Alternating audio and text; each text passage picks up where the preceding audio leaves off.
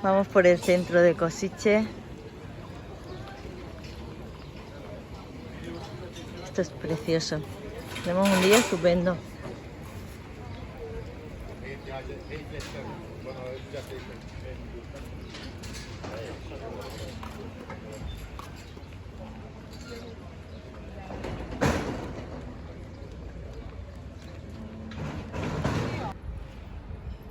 Estamos en la catedral de Košice.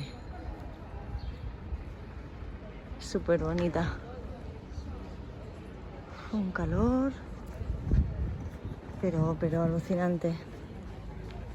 Me voy que me dejan para atrás las chicas. Y luego, mamá, que te pierdes.